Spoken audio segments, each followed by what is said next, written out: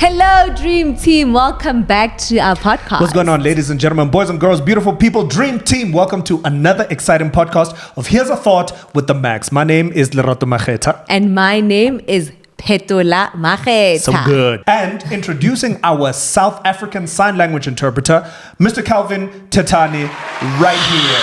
All right, welcome to the building. Welcome to the building. Always so good to have you. Always so good to have Cal. Dream Team, today's podcast is in collaboration with Legal Wise. Be Legal Wise, guys. Be Legal Wise, guys. We're putting you be on legal, for free. What, do you understand? Just be Legal Wise. If you don't know the rules, right here in the house, we like, subscribe, comment, share, turn on that notification bell to know every single time we upload a new installment. Yeah. So today's installment, baby. Yeah. The reason we are sitting here. Yeah.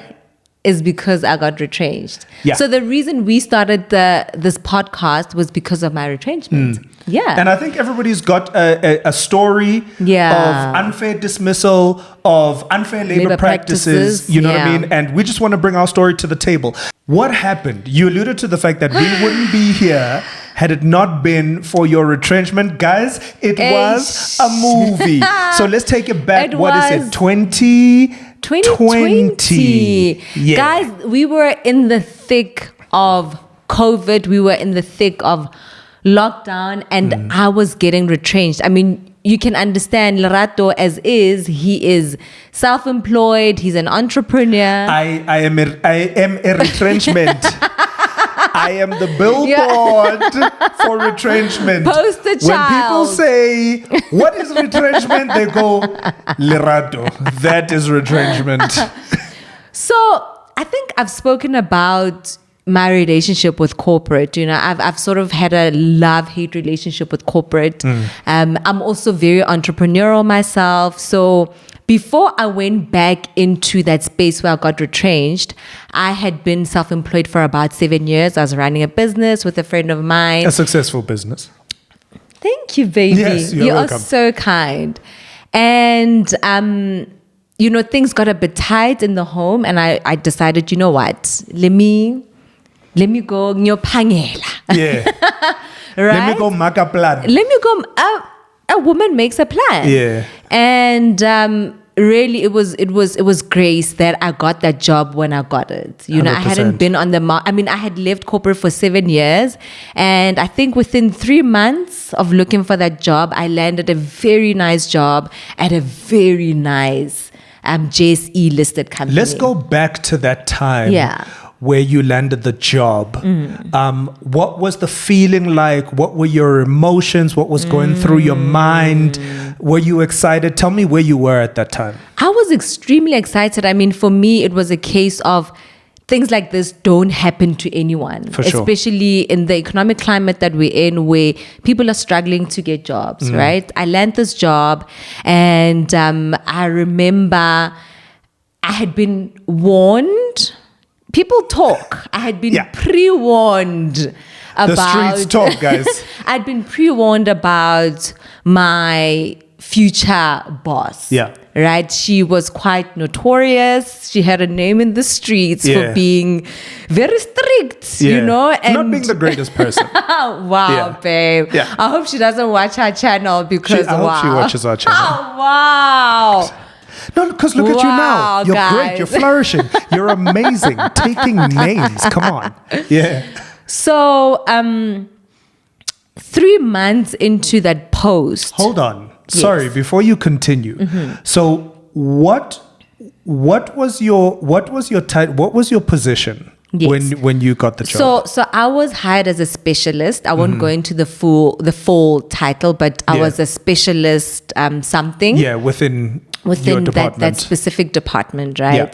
And what happened, because I don't want to give too many details, because then people will know who the boss is and who the company was. They know. But anyway, continue. You are so spicy. Spice. No, guys, we know. And I was hired as a specialist. That was specialist on my contract. 3 months into the job, guys, I get called by HR, and I am handed over a new contract. And this was the first red flag. Right? And this contract was now changed to coordinator. Which is a lower position. Which is a lower position. I mean, the reality is the salary was still the same, but going forward, as far as my future prospects, that was going to limit me. For sure. Right? Because I was also at a point where the next level had to be manager or something else. For sure. Right? And I think because... Not that I was desperate, maybe I was, but remember I had been out of the workforce for about 7 years. We were desperate. So I didn't push back. Yeah. And I think I knew the type of person I was dealing with. So I submitted and I signed the new contract begrudgingly, right? Sure. And I think that was the beginning of a very tumultuous. Is it tumultuous? Tumultuous. Tumultuous. Guys! It was very rocky. And a few months after that, I mean, work carried on. I held my own. I had great ideas. I felt like I was flourishing, right? Yeah. And I felt like that wasn't appreciated in that space. If you're in the corporate environment, there are some spaces where your senior might want you to be great, but not greater too than great. them. Just don't shine too much. Just stay in your lane. Know your place, right? And I started feeling like I was expected to dim my light. That must have been really hard for you, especially given the fact that you had run your own business for 7 years and you answered to yourself. Right? So that obviously added to your frustration to say you were a person for the past 7 years, you had ideas, you put them down, you implemented them, you saw the results, and now you're in a corporate space and it just kind of feels like, you came in with all of this energy. And by the way, what I remember about that time is you got hired because of that energy. Exactly. Right? Exactly. So when you got hired, it was a case of, my goodness, this woman is bursting with ideas. She's full of life. She thinks outside the box because she hasn't been in this environment for so long. Trailblazer. Yeah, you know what I mean? And then you got into there and it was... But babe, you know what I love about my character, right? As much as I had been on my own for such a long time, I understand what it means to submit to authority. Sure. So submitting to authority wasn't the issue for me, especially if you have a leader who is a visionary, who is secure in their leadership, that's fine. For sure. So I think I was challenged in the sense that I just felt like my ideas were being rejected or rubbished because of other personal things. Got it. Not because of my ability to do my work, which is very frustrating, right? And I think it wasn't even a year. I think after that initial change of contract, a few months later, I saw that my boss was starting to hold back certain projects from me. And mind you, I was the only person in my department doing what I was doing. For sure. And it got to a point where my boss was giving tasks to just random people. And you were still held accountable for the deliverables. And I was still held accountable for the deliverables. And obviously, even with my KPIs, that was part of what I was supposed to do, right? And I remember, baby, I came to you and I was like, babe, this is what's happening at work. Should I get a lawyer? No, I didn't think that at the time. No.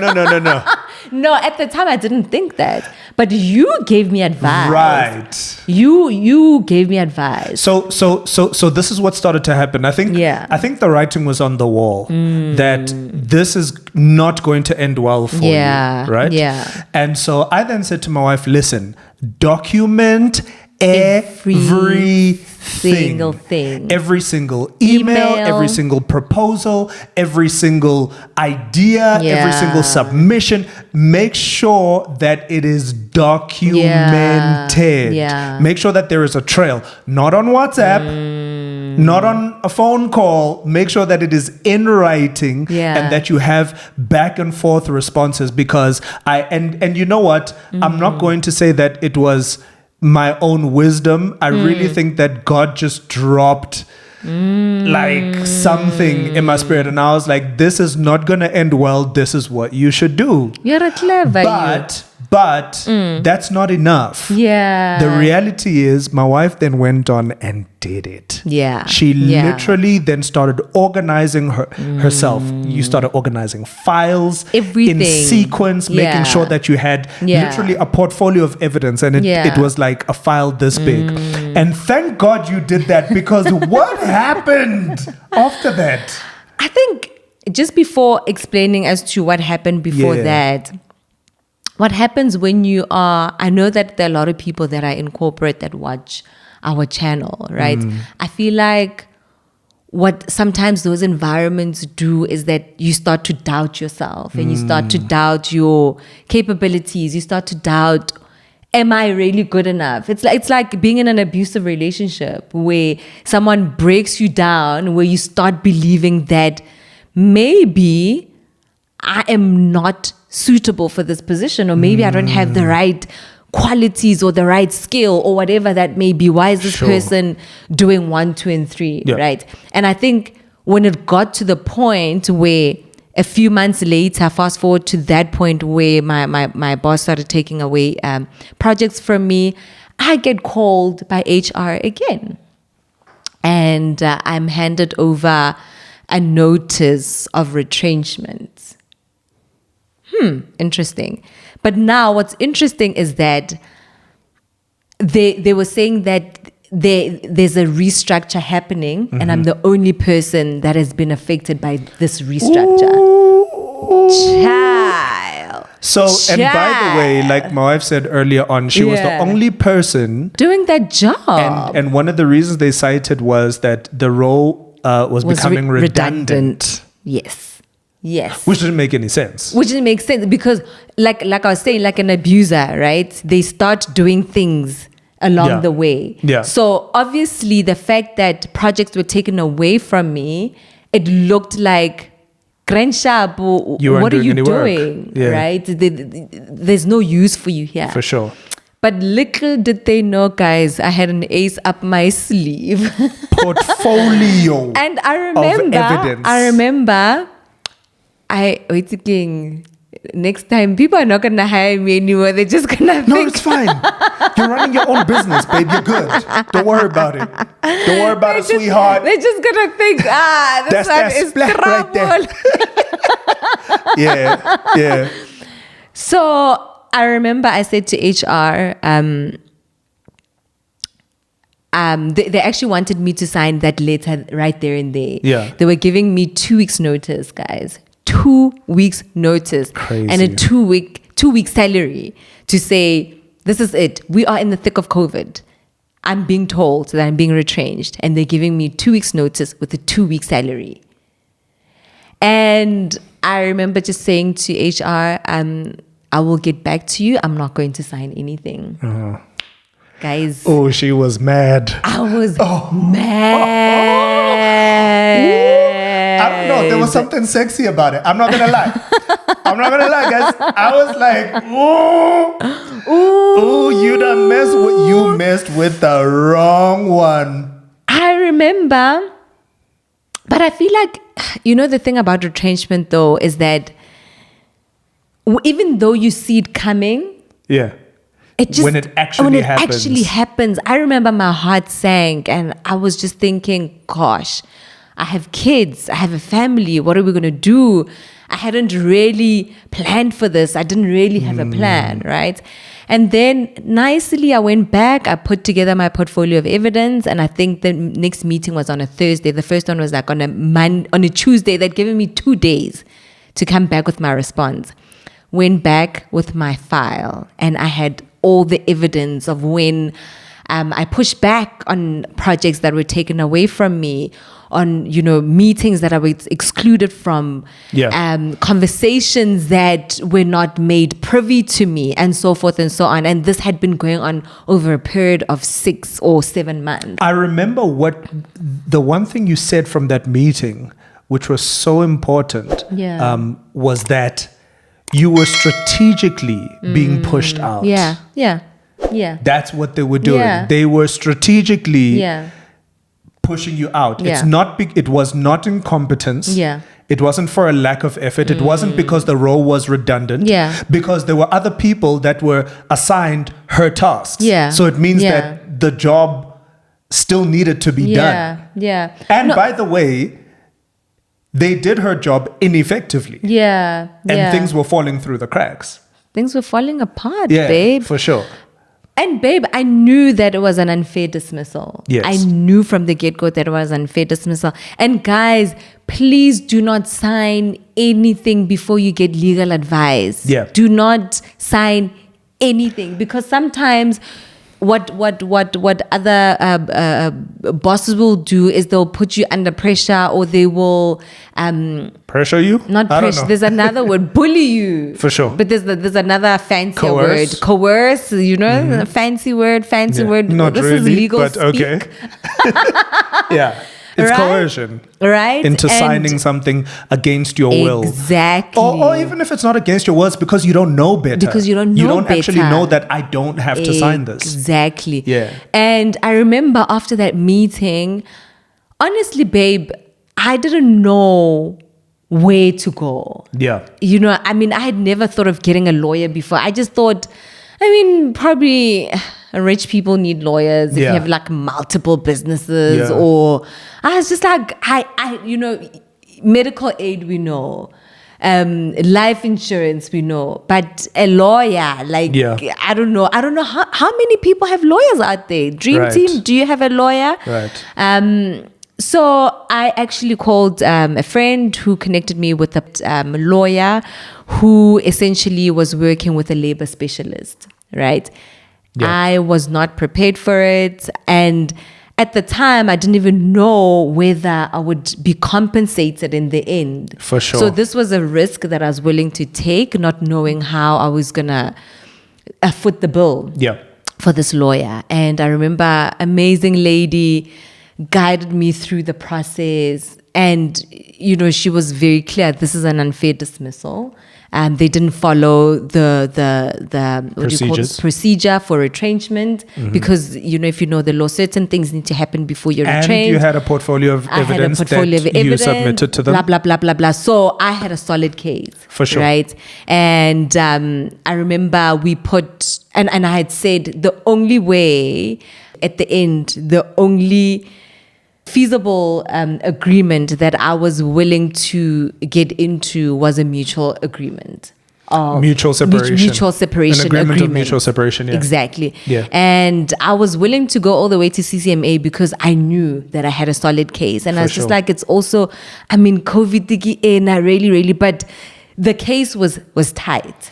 Yeah. It was solid. Yeah, and there was a right? bit of back and forth. There was a bit right? of- So there was a yeah. bit of back and forth subsequently Yeah. then between the lawyers and your company and your boss. And I think there was a little bit of pushback Yeah. from your company because they Yeah. didn't think. You're such a sweet woman and whatever, and they just caught you on the wrong day. They were like, no, you Listen, know. yeah. And I think I definitely think they were taken aback, you know, to say, oh my gosh, you know, we've never seen this kind of pushback. And I don't know that it was the first time that they were doing that. But anyway, that's another story for another day. So you guys go back and forth We go a little back and bit. forth, And you then push back and you say, listen, I'm not signing this. Yeah. This is unfair dismissal.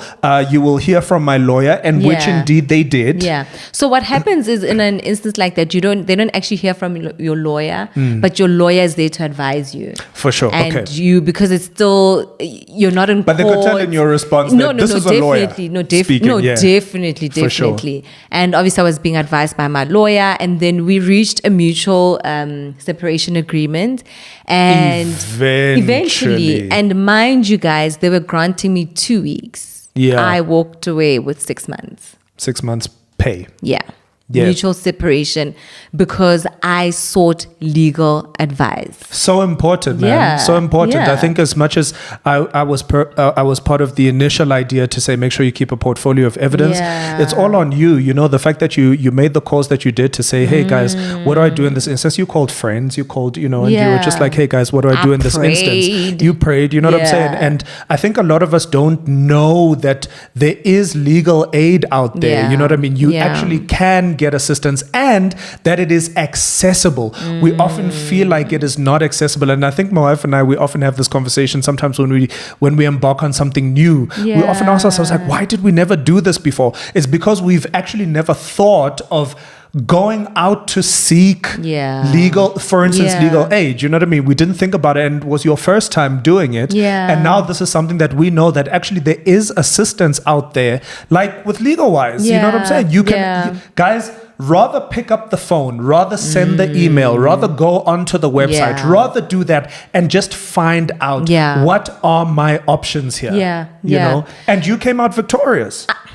Victorious. You know? Yeah, you did. Talking about my experience, I think with corporate, as much as corporate can be cutthroat, we also have a lot of structures in place. It's a very formalized industry. We have, because I knew that I can take it all the way to the CCMA. I know that in your industry, like, there's no CCMA here. What do you guys do? We toy.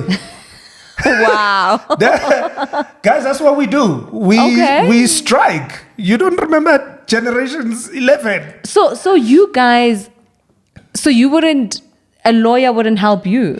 Well, in your industry. It's not to say that. I wouldn't have known to go to a lawyer. Like, you know, kind of like what we're saying right now. And the reality is, I don't know what grounds we have to stand on. So, for instance, as an artist, I remember, guys, I mean, like I told you, I am Mr. Retrenchment, right? But we don't call it that. It's such a norm in our industry that it's like you've got a job today and you're out of a job tomorrow. For instance, you can be on set, as it has happened with so many fellow actors of mine, where one day they walk onto set and they read their script and they're like, "What? I'm dying? That's crazy." Like, my character's dying. What does that mean? I'm out of a job. It's boom. And that's it. You know what I'm saying? We're still fighting for the fact that today on soapies, telenovelas, you usually get, if you've got a permanent contract, you get a year's contract. It's 12 months and that's it. You know, there's no such thing as a permanent contract. There's no such thing as like a, you know, like you get 3 years or a lifetime or whatever. There aren't structures in place to say, okay, when you onboard, okay, we're gonna contribute to your medical aid, and these are the benefits, and that no, it's your salary, and that's it. And on top of that, you get taxed 25% by the tax man, and I mean, it gets crazy. In music, it's also crazy. You know, I played for a lot of bands, and literally, you could be working for this artist, and then you go and you work for someone else, and you're not available for one gig, and then they replace you. Jeez. That's it. It's a wrap. You're out of your kids are hungry. 10 gigs. You know what I'm saying? Your wife is mad. And you did a gig, and an artist owes you for 10 gigs. Jeez. You know, and there's no recourse. There's literally nothing you can do. Baby, you know, as you're speaking, I'm actually getting like such light bulb moments, right? Yeah. So, I mean, like you were saying that you wouldn't know to consult a lawyer. Yeah. But would it not make sense now that we know when you get a job, when you get a contract, then you take it to your lawyer? What contract?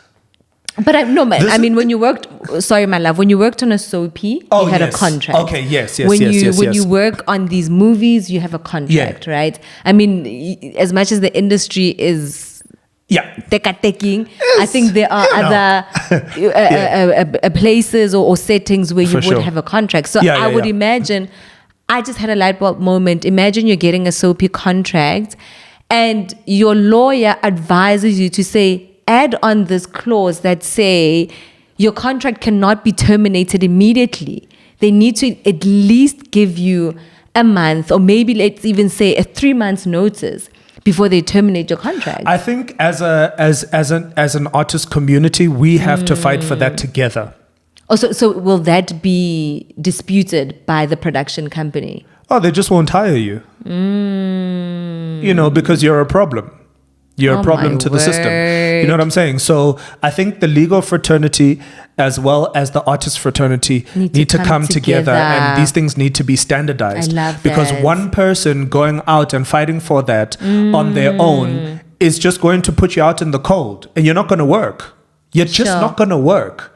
Sure. You know what I'm saying? It's just what it is. You can be talented. You can be, and whatever. Now, I'm not saying that we don't have grounds to negotiate our contracts. Yeah, we can absolutely negotiate our contracts. But as soon as you want to have a different contract to your fellow actors to say, you need to give me X amount of notice, they're like, no, but we don't do that for anybody else. Why do we need to do that for you? That is hectic. And that would be different because what happens with legal wise is that they don't support class action. So you're out. Yeah. If you want to do class action. So, but which is why it's important, just as a parting shot from me, why it's important for us as artists to start developing our own institutions, our own bodies of work, our own companies, our own series, our own platforms. We need to start taking control of our livelihood, and then we need to then bring in the legal experts to make sure that when we get to the top, we don't perpetuate the same kind of violence against other artists that are coming up in the industry, that we are also held accountable as people that have made it through and made it to the top.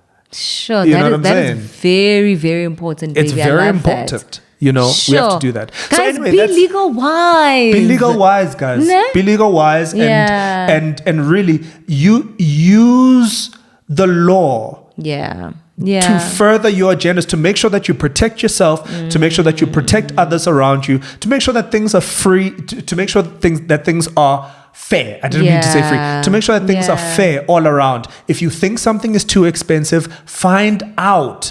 Pick up the phone. What are the consequences of this? How deep am I going to be in debt because of this, because of that, because of this? You may find actually, like in your case, that my goodness, I would have been out in the cold, but as a result of seeking legal representation, here I am. I've got 6 months of my salary and I get to figure out in the next 6 months what my next move is. And I think, baby, another thing is that people are just nervous about standing up for themselves. Yes. So this also helps you because then there's a buffer. For sure. Right? Because now you're not being emotional. I love what you say. You say you don't respond to emotion. No. Right? Yeah. And I would imagine a lot of employers don't respond to emotion. They don't respond to what are my kids going to eat. Yeah. They don't respond to, but it's COVID. Right. They don't respond to things like that. And it doesn't mean that your feeling is not valid. Exactly. But they're just not going to respond to it. But they will respond to something that will challenge them based on labor acts. Yes. Things that are documented. Yes. Things that they know that they can't dispute. Yeah.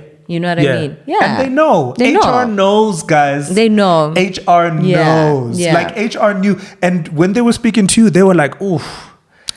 I mean, you're not wrong. They were like, hey, this girl. They were just like, look, you're not wrong. This is a clever one. Yeah,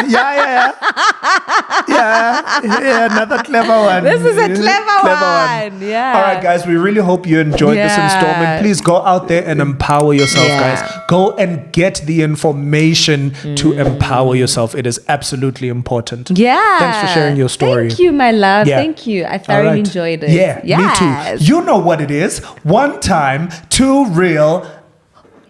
Yes. Oh, yeah. Oh, yes, guys. Love you. Peace and blessings. We out. Bye.